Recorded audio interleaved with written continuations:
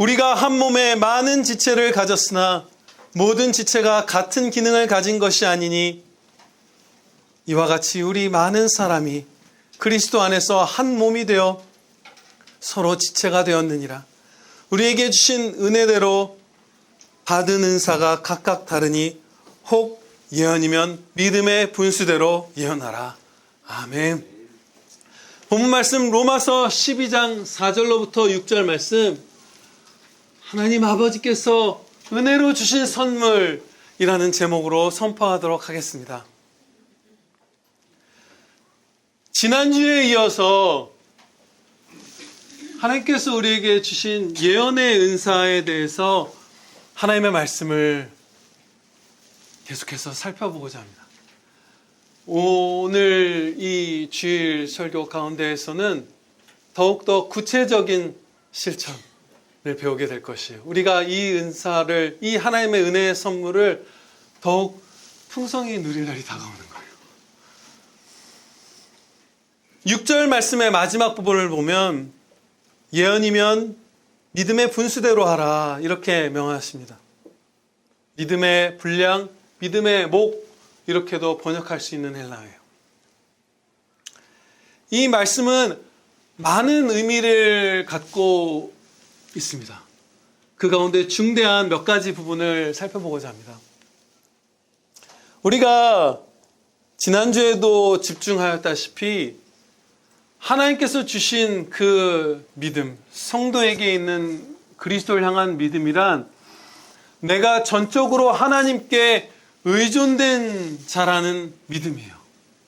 나의 존재, 구원, 능력, 건강, 자산, 시간, 기회, 이 모든 피조세계, 이 모든 것에서 사랑, 다 하나님께 내가 100% 의존된 자다. 다 받는 자다, 하나님께. 그 믿음이 성경에서 가르쳐 주시는 성도의 참 믿음이죠. 그렇기 때문에 우리가 믿음으로 예언의 은사를 행한다는 것은 그 모든 것이 하나님께서 주신 은혜의 선물이라는 고백 가운데에서 감사로, 겸손으로 행하라는 그런 말씀이에요. 다 주신 거잖아요. 은혜의 선물이잖아요. 그러면 그것을 믿는 마음으로 너희가 예언의 은사를 할 때에 은혜 입은 자답게 겸손히 감사로 하나님께 모든 영광을 돌리며 행하라는 거예요. 은혜는 무엇이죠? 은혜는 받은 자가 아니라 베푼 분이 영광을 받으셔야 하는 거예요. 하나님께 전체 영광을 돌리라. 만약에 나를 높이고 내가 제법 능력 있고 내가 제법 유익하고 그런 사람이라고 생각하면서 여러분이 예언을 하신다면 그것은 이 믿음의 분량에서 벗어난 거예요. 하나님께 영광 돌리지 않을 때가 우리에게 있다면, 저와 여러분에게 있다면 우리는 죄악되게 예언하는 거예요. 하나님이 주신 은혜의 선물을 죄악되게 써버리고 있는 것이죠.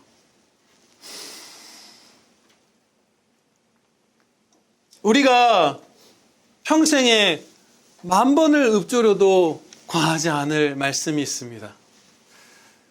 신약성경 282페이지 같이 한번 펴보실게요. 282페이지 고린도전서 15장 10절 말씀 우리가 한 목소리로 봉독하겠습니다. 고린도전서 15장 10절 282페이지입니다.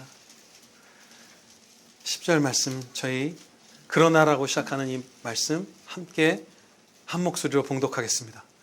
그러나 내가 나 된 것은 하나님의 은혜로 된 것이니 내게 주신 그의 은혜가 헛되지 아니하여 내가 모든 사도보다 더 많이 수고하였으나 내가 한 것이 아니요 오직 나와 함께 하신 하나님의 은혜로라. 아멘. 이 말씀이 진짜로 믿어지시나요? 네, 진짜입니다. 정말로 하나님께서 주신 능력, 건강, 존재, 힘, 그리고 심지어 어떤 좋은 걸 더해주시는 정도만 있는 것이 아니죠. 하나님을 거슬러서 죄악을 범하려는 우리를 붙들어서 끌어올려서 어리석은 자를 눈을 뜨게 해서 하나님의 영광을 보고 그 가치를 깨닫게 하심으로써 마음을 격려하심으로써 순종하는 데까지 끊임없는 은혜의 도움으로 바울 사도 같은 분도 순종할 수 있었던 거예요. 한순간도 빠짐없이. 은혜의 도우심 때문에 은혜로 하나님께서 행하신 거예요. 그렇기 때문에 우리가 예언을 할 때 믿음의 분량대로 하라, 믿음으로 하라는 것은 오직 하나님께 영광을 돌리라는 것입니다. 다음으로 이 믿음이라는 단어는 성경 말씀에서 우리가 믿어야 할 복음 진리 그 전체를 나타내는 단어로 쓰여요. 우리가 믿어야 할 진리를 믿음이라는 한 단어로 강하게 나타낼 때가 있는 거예요. 진리 체계, 복음 진리, 성경 말씀을 믿음이라는 단어로 나타낼 때가 있는 것이죠. 왜냐하면 우리가 믿어야 할 진리이기 때문에, 온 마음을 다해서 믿고 붙들어야 할 진리이기 때문에. 예를 들어서 유다서 1장 3절 말씀이 그러합니다. 제가 봉독하겠습니다. 성도에게 단번에 주신 믿음의 도를 위하여 힘써 싸우라는 편지로 너희를 권하여야 할 필요를 느꼈노니 이는 가만히 들어온 사람 몇이 있음이라. 그들은 옛적부터 이 판결을 받기로 미리 기록된 자니 경건하지 아니하여 우리 하나님의 은혜를 도리어 방탕한 것으로 바꾸고 홀로 하나이신 주제 곧 우리 주 예수 그리스도를 부인하는 자니라. 이 말씀은 교회 안으로 틈을 타 들어와서 그리스도를 교묘하게 부인하기 시작하고 하나님의 말씀을 거짓으로 바꾸어 말하는, 또 행하는 그런 거짓된 자들에 대한 싸움을 하면서 하나님의 진리를 굳게 지키고 순종하라는 이런 말씀이죠. 그런데 그러면서 여기서 하나님의 그 복음 진리를 어떤 단어로 나타내느냐? 믿음의 도라고 이제 우리가 사용하는 이 개역개정에서 말씀하고 있는데, 원래 헬라어로 보면 그냥 믿음이에요. 믿음이라는 한 단어로 우리가 거짓 교사들로부터 지켜내야 할, 굳게 싸워 순종해야 할 복음 진리 체계 전체를 나타내는 거예요. 믿음이라는 말로서. 이 성경 진리를 믿음이라는 단어로 나타내는 것이죠.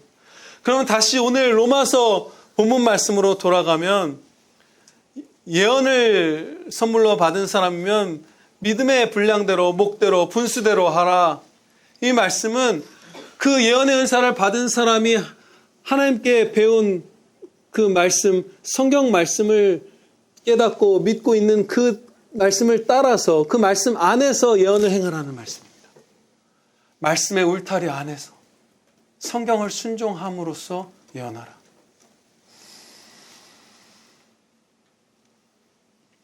제가 들었던 아주 지혜로운 표현이 있어요. 어떤 분이 하셨는지 잊어먹었는데, 예언을 주신 성령님께서 성경을 주셨다. 예언을 주신 성령님께서 성경을 주셨습니다. 성경의 저자이신 성령님께서는 결코 성경 말씀에서 벗어나는 예언을 주시지 않아요. 성경 말씀에 없는 예언도 주시지 않고 성경 말씀을 거스르는 예언도 주시지 않아요. 성경 말씀에 합한 예언만을 주시는 거예요. 전혀 다른 말씀을 하시네?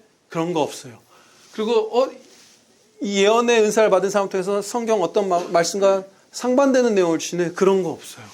완전히 말씀에 합한, 말씀 안에서 그 예언을 주시는 거예요. 그러면 우리가 만약에 누군가가 예언을 할 때에 성경 말씀에서 벗어나는, 합하지 않는 계시 같은 것을 저와 여러분이 받았다면 그것은 우리의 죄악이나 악한 영들이 준 것이에요. 믿음의 분량대로 하라는 것은 그렇게 점검하라는 거예요. 네가 믿고 있는 그 말씀에 합한 예언을, 합한 계시를 네가 받았고 그것을 전하려고 하는지 항상 깨어 점검하라는 거예요. 이것은 매우 중요합니다. 성령님의 인도하심을 받아서 자유주의 신학과 화해를 해야 한다, 이런 얘기를 하신 유명한 목사님이 있어요. 자유주의 신학은 성경 말씀을 하나님의 말씀이 아니라고 하는 것이잖아요. 그런데 성령님께서 그 계시를 주셨다고 믿는 거예요. 그것을 따르는 거예요. 우리 그분의 문제가 아니에요. 저와 여러분이 처한, 싸워야 하는 그런 문제예요. 그리고 성령님께서 주신 그 계시, 그 계시에는 오류가 없습니다. 완전한 계시를 주세요. 그런데 그것을 전달하는 과정에서 예언의 은사를 받은 사람이 성경 말씀에 벗어나는 말을 더하거나 혹은 그 온전한 계시를 말씀을 거슬러 왜곡시키는 일을 하지 않아야 합니다. 얼마든지 그럴 수 있어요. 다른 사람들이 듣기 원하는 내용으로 성령님께서 주신 계시를 바꾸거나, 그렇죠? 혹은 전해야 하는데 전하지 않고 입을 닫거나 여러 가지 방식으로 성경 말씀을 거슬러서 예언할 수 있어요. 그러나 그것이 아니라 항상 깨어서 정신을 차리고 생각하면서 성령님께서 주신 그 완전한 계시를 하나님의 말씀을 순종하여 바르게 전해야 하는 것이에요. 성경을 기록할 때에는 하나님께서 축자 영감으로 성경의 기자들을 말할 수 없는 그 강한 손으로 굳게 붙드사 한 글자 한 글자를 오류 없이 죄악이 한 점도 틈타지 못하게 기록하게 하셨지만 예언의 은사는 그것과 다르다고 말씀을 드렸죠. 계시는 선하고 완전하지만 그것을 전할 때에 전하는 사람의 연약함, 죄악, 어리석음 같은 것들이 얼마든지 틈을 탈 수 있어요. 그래서 항상 분별하라고 하시잖아요. 자기가 배워서 믿고 있는 그 성경 말씀에 합하게 내가 지금 온전한 계시를 전달하는지 늘 정신 차리고 점검해야 합니다. 우리 한국교회에 지금 현재와 지난 한 반세기 정도를 돌아보면 이 성령님의 은사와 관련해서 많은 안타까운 모습들을 우리에게서 볼 수 있어요. 잘못되게 예언의 은사를 행했던 것이죠. 예언의 은사를 우리에게 주신 목적은 무엇인가요? 주님의 몸된 교회인 우리의 형제들을 세우고 그 믿음이 견고해지게 세우고 권면하고 그래서 말씀 가운데를 걸어가도록 권면하고 또 아프고 낙심하고 신음하는 형제들을 위로하고 세우고 권면하고 위로하는 데 쓰라 하셨어요. 고린도전서 14장 3절 말씀입니다.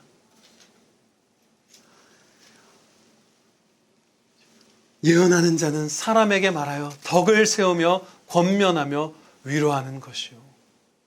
이처럼 우리 형제들을 세우고 권면하고 위로하는 게 예언의 목적이에요. 그리고 궁극적인 목적은 하나님을 찬양하는 것입니다. 형제를 세우고 권면하고 위로함으로써 함께 영광 돌리는 거예요. 나도 영광 돌리고. 그런데 이 목적에서 많이 벗어나 버렸어요. 오랜 시간 동안, 지난 한 반세기 동안 최소 우리 한국교회, 우리 형제들, 저와 여러분이 분별해야 할 그런 모습들이죠. 성경에서 말씀하는 예언의 은사의 목적에서도 벗어났고 예언의 은사의 구체적인 실행 방법에 있어서도 벗어났어요. 실행 방법, 목적에서 다 실족함이 있었어요. 지난 오후 예배 때에도 말씀드렸던 사실인데 이 성령님의 은사라고 번역된 이 헬라어는 우리에게 헬라어 가운데 제일 친숙한 단어입니다. 어쩌면 카리스마예요. 이 은사라는 헬라어가 번역되는 그 헬라어가 카리스마예요. 그리고 우리말 사전, 국어 사전에서도 카리스마라는 것을 검색해 보면 하나님의 은혜라고, 은총이라고, 그게 첫 번째 기본 의미라고 고백하고 있어요. 카리스마, 하나님의 은혜의 선물, 은혜를 주신 분께서 다 영광 받으셔야 하는 그 목적으로 우리에게 주신 귀한 것, 그게 카리스마예요. 그런데 이 카리스마라는 말이 어떻게 의미가 바뀌어버렸죠? 사람이 사람을 휘어잡아서 자기를 따르게 하고 사람의 교만을 채우고 정욕을 만족시키는, 정욕을 수종드는 도구로서 카리스마라는 것이 사용된다. 그게 카리스마라고 그렇게 여겨지잖아요. 하나님의 은총인데, 하나님의 선물인데, 천부적 재능과 또 성령님의 은사들, 성도가 된 뒤에 주시는 이런 것들이 교만과 정욕의 재료로 변질되어 버린 거예요. 카리스마라는 단어의 의미가 바뀐 것은 교회 밖에서만 일어나는 게 아니라 교회 안에서도 일어나는 모습이에요. 나를 높이고 형제들끼리 서로 정욕을 채워주는 데에 은사들을 사용하기 시작했습니다.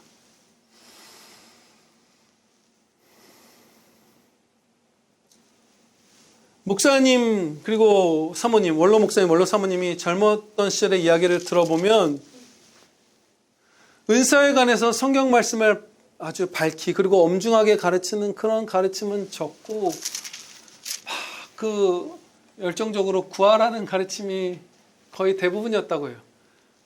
집회를 하면 이렇게 그 당시에 전자악기 이런 게 별로 없어서 그랬나 봐요. 북을 팍 치면서 랄랄랄랄랄랄라 하라. 그러면 방언이 터질 것이다. 방언을 받게 될 것이다. 그리고 예언의 은사를 받은 성도를 찾아가서 어느 땅을 사면 오를까요? 어떤 집을 살면 애들 교육에 좋을까요? 집값이 오를까요? 내가 이 사람한테 호감이 있는데 괜찮은 사람인가요? 이 사람이랑 결혼하면 제 팔자가 좋을까요? 그런 것들을 묻고 했던 것들. 그런데 이런 한국교회 원로 목사님 사모님이 신앙생활을 막 하셨던 70년대 이럴 때 그 안타까운 형제들의 모습, 우리가 얼마든지 빠질 수 있는, 우리를 둘러싼, 우리가 받고 있는 그 공격, 그 죄악, 우리의 연약함은 오히려 악화된 것 같아요. 어떻게 보면. 결코 막 사라지거나 회복되지 않았어요. 원로 목사님 세대가 아니라 저와 같이 공부한 제 세대의 목사님들이 어렸을 때 그런 집회에 막 참석하면서 신앙생활을 해왔던 걸 많이 고백해요. 막 수련회 같은 데 가서 그 막 혀를 풀어야 된다. 그게 도대체 뭔가요? 내가 혀를 풀면, 내 몸을 풀면 성령님을 내가 마음대로 조종해서 그 손에, 성령님의 손에 있는 그 선물을 내가 취할 수 있는 것인가요? 성령 하나님께서 하나님의 주권으로 주시는 거예요. 은혜를 구해야죠. 원하면 아버지 제발 이 선물을 주시옵소서. 그러면서 그 기도에는 항상 마음속에 그것이 있는 것이에요. 그러나 저의 뜻대로 마옵시고 아버지 뜻대로 하시옵소서. 그때 주시는 거예요. 근데 랄랄랄라 하고 무슨 요령 있는 단어를 하고 그러면 방언을 주실 것이다. 무슨 능력 있는 사역자를 만나면 예언의 은사를 받을 것이다. 치유의 은사를 받을 것이다. 그것이 제 세대에도 이제 이어졌고 다음 세대로 이어진 것이죠. 그러면은 지금 저보다 아래 세대에 있는 분들, 우리 주위 세대, 지금 청소년들, 젊은 분들 세대에는 사라졌을까요? 더 심해졌어요. 80년대에 아주 좀 극단적이고 좀 저 사람들 위태롭나고 분류되었던 은사주의자들, 진짜 불안해 보인다 하는 그 은사주의자들 패거리가 그 후에 뭐가 되셨는지 아시나요? 신사도 운동가들이 되었어요. 그 똑같은 사람들이 이제 이단이 된 거예요. 신사도 이단이 된 거예요. 그리고 그 신사도 이단에 우리 한국교회가 크던 작던 얼마나 많은 교회가, 정말 얼마나 수십만, 수백만의 성도가 거기에 노출되어 있고 그것을 따르고 있어요. 7개의 산을 무슨 점령하라, 뭘 하라, 무슨 예언, 무슨 치유. 더 심해진 거예요. 예전에 은사주의 교회들 랄랄랄라 했던 그런 교회들 가운데 하나겠죠. 어쩌면 좀 너무 지나치게 열광주의로 약간 잘못되게 은사를 추구했던, 그러나 막 이단을 교류하고 그쪽까지 가지 않았던 교회들, 이제 초대하는 사람들 보면 무슨 피터 하그너니 신디 제이콥스니 그런 사람들이 신사도 운동의 우두머리들을 그냥 우리나라 오순절 순복음 계통 그런 교회들 아니면 뭐 다른 총신에 있든 어디에 있든 그런 사람들을 초대해서 함께 교류해요. 이단들과 함께. 더 심해진 거예요. 이 은사에 있어서의 우리의 죄악이, 우리 한국교회, 우리 형제들의 죄악이.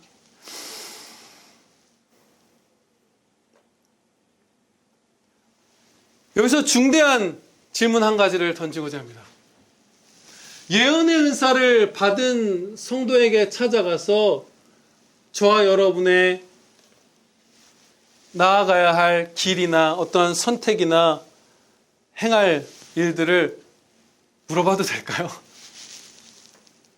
예언의 은사를 받은 분이 우리 곁에 있어요? 지금도 있어요? 그런데 그런 분에게 가서 제가 요번에 이렇게 좀 염려되는 부분인데 이거 괜찮을까요? 여기에 가도 될까요? 이 출장을 가도 될까요? 이 집을 사도 될까요? 이 길이 좀 제한이 들어왔는데 이게 좋을까요? 우리의 인생의 중요한 갈림길들 혹은 염려되는 일들도 물어보죠. 제가 이렇게 몸도 아프고 뭐 아이가 위태하게 사는데 뭐 사고는 안 당할까요? 여러 가지 염려에 의한 것이든 욕심에 의한 것이든 무엇이든지 간에 심지어 상당 부분 경건한 동기에서든 우리의 길을 예언의 은사를 받은 사람을 찾아가서 묻고 하는 것이 합할까요? 아니에요. 성경 말씀 어느 곳에서도 예언의 은사를 받은 사람을 찾아가서 길을 물으라고 가르쳐 주신 말씀이 없습니다. 하나도 없어요. 0이에요. 그럼 얼마만큼 우리가 잘못됐던 건가요? 그렇게 우리의 형제들이 많이 그 일을 해왔는데 아예 없어요. 전혀 없어요. 구약시대의 선지자들은 좀 다른 분들이에요. 신약시대의 일반 성도들이 예언의 은사를 받은 것과 무슨 엘리야 선지자 같은 분들에게 하나의 말씀을 듣는 건 전혀 다른 별개의 문제예요. 이 신약 시대에 예언의 은사를 받은 자에게 가서 너의 인생의 길을 묻고 찾으라고 말씀하신 말씀은 한 군데도 없어요. 반대로 거듭 반복해서 성경 말씀에서 길을 찾으라고 가르쳐 주십니다. 명령이에요. 복된 명령이에요. 성경 말씀은 하나님의 완전한 말씀입니다. 무오한 진리예요. 그런데 예언의 은사를 통해서 전달되는 그 말은 어떻죠? 성령님의 계시는 완전하나 그 계시를 받은 예언의 은사를 받은 사람이 하는 말은 하나님의 말이 아니라 사람의 말이에요. 사람의 말이에요. 그래서 항상 뭘 하라고 하시죠? 고린도전서 14장 29절 말씀입니다. 예언하는 자는 둘이나 셋이나 말하고 다른 이들은 분별할 것이요. 항상 점검하라는 거예요. 성경 말씀을 점검하라는 말씀을 안 하십니다. 그렇죠? 이건 무효하기 때문에. 사도들이 하는 말씀을 점검하라고 하지 않아요. 무효한 말씀을 우리에게 주신 것이기 때문에. 그런데 예언은 그 예언자를 지금 분별하는 말이 아니에요. 이 사람이 참 성도인지 아닌지 분별하는 게 아니에요. 이미 참 성도인 거 알고 경건한 성도인 걸 알아도 그 경건한 성도, 참 성도가 하는 예언마다 점검해야 한다.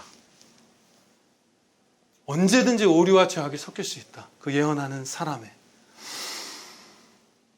그리고 데살로니가전서 5장 20절로부터 21절 말씀입니다. 예언을 멸시하지 말고 범사에 헤아려 좋은 것을 취하라. 헤아려 좋은 것을 취하라. 이 말씀은 어떤 의미를 또한 품고 있죠? 안 좋은 해로운 죄악이 섞인 잘못된 예언이 있다는 거예요. 그래서 분별해서 좋은 것, 하나님의 말씀에 합한 진짜 좋은 것만을 너희가 취하라. 진짜 성도가 하는 예언, 경건한 성도가 하는 예언에도 오류가 섞인다는 거예요. 바울 사도에게 가지 말라고 하는 말로 나왔잖아요. 바울 사도가 고난당할 것을 성령님께서 계시해 주셨을 때 고난당할 것입니다라고 말하고 멈췄어야 하는데, 그러니까 가지 말라는 자기의 의견을 넣어버렸잖아요. 근데 성령님께서는 바울 사도가 그리로 가기를 기뻐하셨죠. 이런 것처럼 우리가 예언의 은사를 받은 사람이 자신의 견해, 어리석음, 죄악 이런 것들을 섞을 수 있어요. 그래서 매번 점검해야 한다고 하나님께서 말씀하시는 거예요. 거듭 가르쳐 주시는 거예요. 그러면 두 쪽이 있는 것이에요. 매번 점검해야 하는 계시로서는, 계시의 단계에서는 당연히 완전하나 사람의 말로 주어지는 예언이 있고 무한 하나님의 말씀이 있어요. 같은 성령이 계시를 그 예언을 주신 성령께서 하나님의 말씀을 주셨고, 여기는 완전해요. 무어예요. 풍성해요. 66권 전체가 하나의 완전한 구조를 이루어서 우리의 전 삶을 밝게 비춰요. 하나도 이 말씀에서 답을 얻지 못할 상황이 없어요. 그럼 우리는 합리적으로 생각했을 때도 어디에서 길을 찾아야 할까요? 가까워요. 심지어 예언의 은사 받은 사람한테 버스 타고 찾아갈 시간에 성경 말씀을 펴세요. 여러분, 차 몰고 가시기 전에, 전화기 드시기 전에 말씀을 펴세요. 성경 말씀에서 답을 찾는 거예요. 그때 때로 예언을 통해서 우리가 하나님의 말씀을 깨닫고 신뢰하고 회개하고 순종하는 것을 도와주실 거예요. 그게 예언의 은사의 선한 사용이에요. 목적이에요.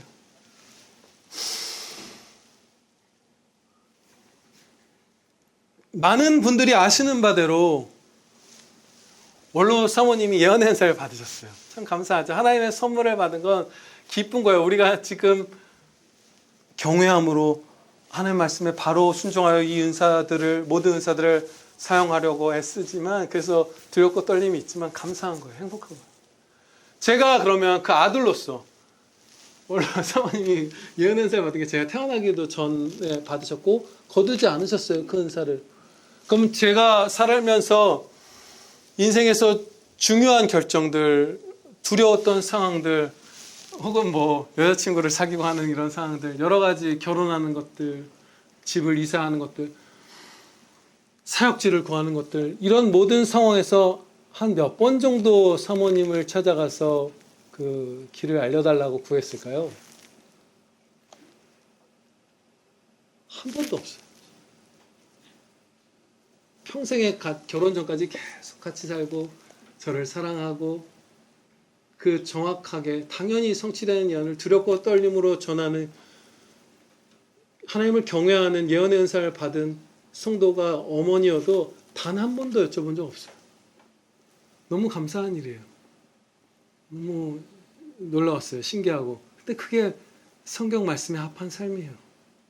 그리고 원로 목사님과 사모님도 단 한 차례도 저에게 그럴 때 와서 엄마에게 미리 물어보고 상담해라 이런 얘기 입도 뻥끗 하신 적 없어요. 그게 하나님 말씀대로 예언의 은사를 사용하는 거예요. 답은 성경에서 찾으시고 그때 우리에게 유익하다면 하나님께서 예언을 통해서 격려해 주실 것입니다. 예, 아멘.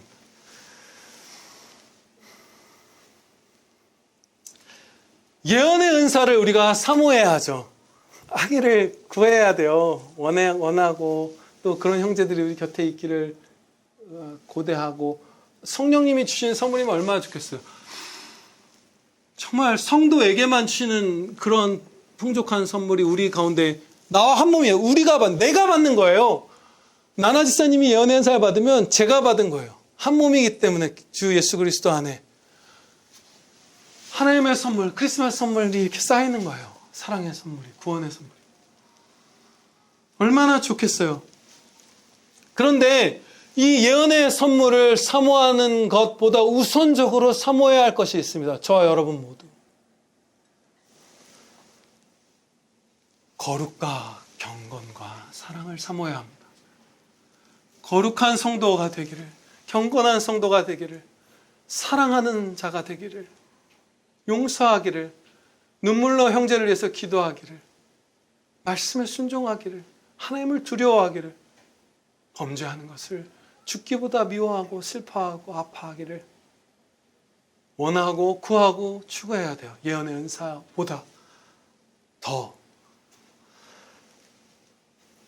예언의 은사의 목적이 성도를 세우고 권면하고 위로하는 것이라고 했는데, 여러분 만약에 어떤 예언의 은사를 받은 성도가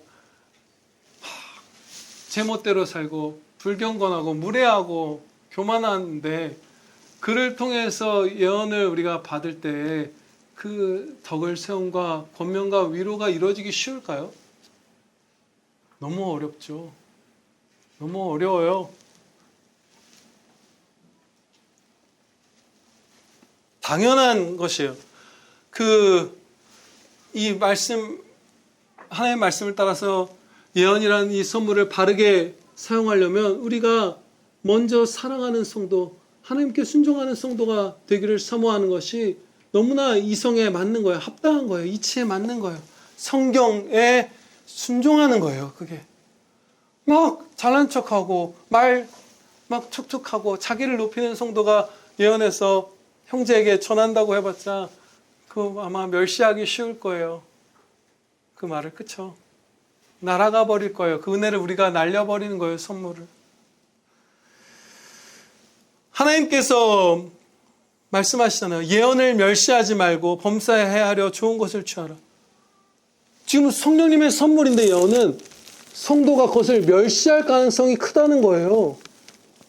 왜 예언을 멸시할까요? 크게 두 가지로 볼 수 있을 거예요. 예언을 하는 사람이 정말 사랑으로 경건하게 받은 계시를 바르게 전했어도 하나님의 말씀에 순종하기 싫어하는 우리의 영적 상태일 때 그 예언을 멸시할 것입니다. 뭐라고? 나보고 회개하라고? 내가 지금 교만하다고? 웃기고 있네. 이렇게 돼버리는 거예요. 귀를 닫아버리는 거예요. 그런 의미로 멸시할 수 있고, 또 한 가지는 지금 제가 말씀드리고 있는 맥락의 것이죠. 그 예언하는 자가, 저도 비슷한 걸 겪은 적이 있는 것 같아요. 그게 그런 상황이었던 걸로 지금 생각되는데, 제 아내도 겪은 적이 있었던 것 같고, 그 예언하는 사람이 막 교만하게, 약간 이상하게 그걸 전할 때 그것을 듣는 것이 굉장히 불편하고, 그쵸? 불쾌하고 꺼려져요. 그 내용이 맞는다 할지라도 우리가 멸시하게 되기 쉬운 거예요. 우리는 이 예언의 은사를 사모하기 이전에 진짜 성도답게 성장하기를 소원해야 합니다. 성화가 먼저예요. 더 중요한 거예요. 훨씬 중요한 거예요. 그 사랑이 훨씬 더 귀하다고 하셨잖아요. 사랑이 없으면 아무런 유익이 없다고 하셨잖아요. 예언을 할지라도. 그거예요. 진짜 사랑하는 자, 말씀 순종하는 자가 되는 것이 훨씬 중요한 것입니다. 그런데 그것에서 우리가 많이 벗어나 있었던 거예요. 무례하고 불경건하고 냉랭하고 욕심을 따라 살고, 많이 말씀을 그냥 막 뭉그러뜨리고 타협하고 그러면서 이 은사들을 쫓아왔던 것들, 세상에 이 땅의 복락만을 바라고, 그러면서 우리가 신사도 이단들을 아무렇지도 않게 대다수가 받아들이는 이 지경까지 달려온 거예요. 우리가 거기서 벗어나야 되는 거예요. 먼저 거룩해져야 합니다. 거룩한 성도가 됩시다. 우리가 이제 하나님께서 주신 선물, 카리스마, 은혜 선물, 이 은총의 선물을, 이 예언의 은사를 구하고 받아서 바르게 말씀 따라 사용하면서 세움을 입고 권면을 받고 위로를 받아 말씀 순종하는 복된 아들 딸들 되시기를 주 예수 그리스도 이름으로 축원합니다. 예, 아멘입니다. 기도드리시겠습니다. 아버지 하나님 감사합니다. 저희 평안교회, 그리고 우리의 사랑하는 세계 각지의 가족들, 또 우리 한국교회 모든 형제 자매분들, 다 성령께서 주신 이 예언의 은사를 하나님의 영광을 위하여 사용하게 하옵시고, 은혜 주신 분이신 하나님께 모든 영광을 돌리게 하옵시고, 하나님의 말씀에 순종하여 바르게 예언의 은사를 사용하게 하여 주시옵소서. 이 복된 선물 저희 평안교회에 풍족하게 내려주시옵소서. 저희를 거룩한 자녀, 하나님의 경건한 아들, 딸들, 하나님의 말씀을 사랑하고 경외하며 순종하는, 하나님을 두려워하는 자녀들 되게 하옵시고, 이 예언의 은사를 저희에게 풍족하게 해주셔서 저희가 그 은혜로 세움받고, 그 은혜로 권면받고, 그 은혜로 위로받는 그런 복된 아들, 딸들 되게 하여 주시옵소서. 그리하여 저희의 찬양의 노래가 더욱더 밝고 충만케 하여 주시옵소서. 우리 주 예수 그리스도의 이름으로 기도하렵나이다. 아멘.